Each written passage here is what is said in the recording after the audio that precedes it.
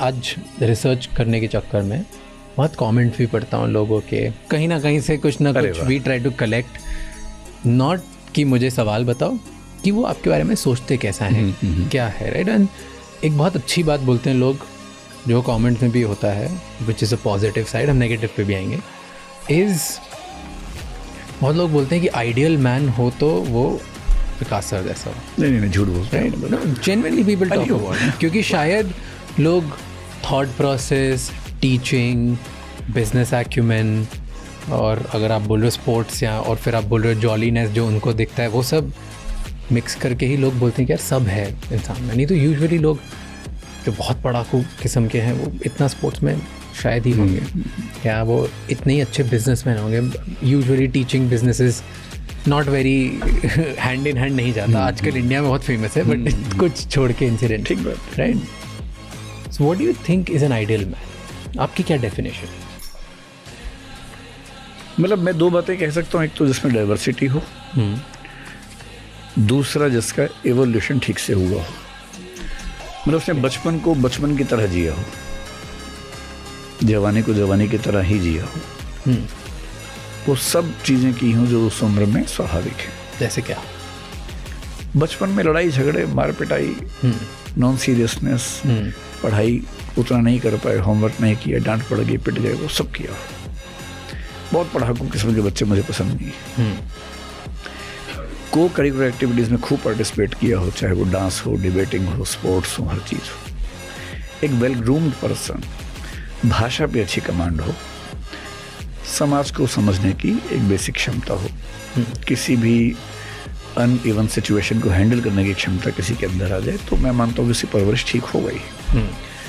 फिर college life में तो थोड़ी मौज मस्ती, थोड़ा पॉलिटिक्स कर ली, बदमाशी कर ली, प्यार मोहब्बत कर लिया, ब्रेकअप हो गया, ये सब चीज़ें भी हो जानी चाहिए, ठीक है। फिर जब वो करियर में आए तो एक भूख कि मुझे अच्छा परफॉर्म करना है, और जिस भी क्षेत्र में काम करे उस क्षेत्र में शानदार काम करे, तो मुझे लगता है कि वो एक मुकम्मल इंसान है। और काम के पीछे इतना पागल नहीं होने कि अपनी हॉबीज को मार दे, कुछ हॉबीज बना के चले, कोई भी हो। जैसे मेरी हॉबी पढ़ना है, कविताएं पढ़ना, शेर व शायरी पढ़ना, याद करना, तो मैं आज भी ये काम करता रहता हूँ, जब मौका मिलता करता रहता हूँ। फिल्में देखना है तो 2-4 या कम से कम 1-2 हॉबीज बनी रहें, और उनमें भी उसकी एक अच्छी कमांड हो। ऐसे ही नहीं कि बस हाँ शौक है तो है, कमांड हो उसमें भी। तो जो भी काम हो रहा है उसमें एक ईमानदारी दिखनी चाहिए, और अगर उसके रिश्ते भी मुकम्मल हैं दोस्तों के साथ, परिवार के साथ, तो उससे बेहतर क्या हो सकता है। तो ये तो आपने बता दिया कि ये सब किया हो। हाँ, जिसने मान लो किसी कारणवश, सर्कमस्टेंसेस की वजह से, अपनी सिचुएशन की वजह से, परिवार की वजह से छूट गई गाड़ी, आज वो ये पहली बार देख रहा है।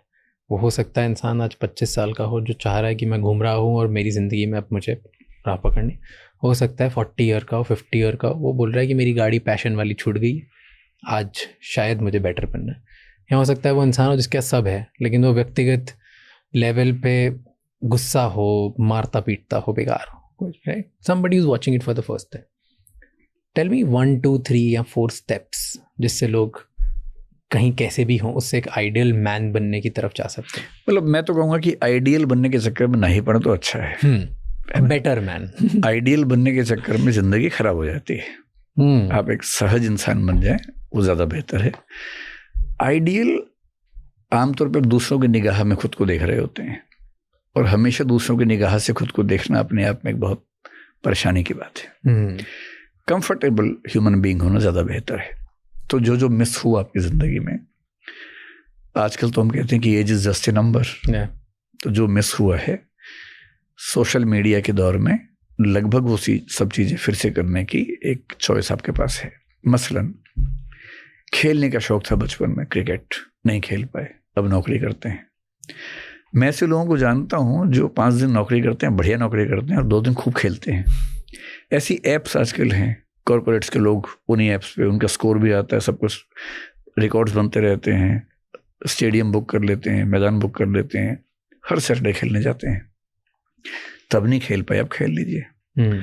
हमारे कुछ दोस्त बैडमिंटन दिल्ली में आजकल कुछ कोर्ट्स वगैरह बुक करते हैं, रोज़ खेलते हैं। तो आजकल बड़ी सुविधा ये है कि जो आप नहीं कर पाए वो सब करने के ऑप्शंस हैं। आपके डांस करने का मन था बचपन में, नहीं कर पाए, आप सीख लीजिए, इतनी डांस एकेडमीज हैं, और उसमें कुछ बैचेस स्पेशली उन लोगों के लिए जिनकी उम्र ज़्यादा है, चले जाइए। एक बार अपने हिच से बाहर तो निकलना पड़ेगा ना, कंफर्ट जोन तोड़ना पड़ेगा। तो अच्छी बात है कि ये जो नया टेक कल्चर है उसमें लगभग हर चीज़ के ऑप्शंस बन गए हैं। जो मैं कहने से बच रहा हूँ वही है कि अगर उस उम्र में प्यार मोहब्बत नहीं किया था, अकेले घूम रहे हैं, तो आप डेटिंग कर लीजिए, डेटिंग साइट्स भी हैं, सीनियर लोगों के लिए भी हैं, उसमें कहाँ कोई दिक्कत है। कुछ छूटा आपकी लाइफ में? ऐसा कुछ छूटा नहीं है, लगभग सब चीज़ें मुकम्मल तरीके से हुई हैं। मतलब मेरी लाइफ में डाइवर्सिटी बहुत ज़्यादा रही है और मुझे लगता है कि मैं बहुत कंटेंट हूँ। कोई डराता है आपको? Do you have any fear? मतलब फियर क्या हो सकता है? एक हो सकता है कि जो प्रसिद्धि है खत्म हो जाएगी, मुझे बहुत फियर उस चीज़ का नहीं होता। नहीं है ना। एक फियर ये हो सकता है कि जो सफलताएं हासिल की हैं वो खत्म हो जाएंगी, मुझे उसका फियर भी नहीं होता है। मतलब मैं इतना कंफर्टेबल हूँ कि बुरी से बुरी स्थिति में भी मैं ज़िंदगी गुजार लूँगा ठीक तरीके से।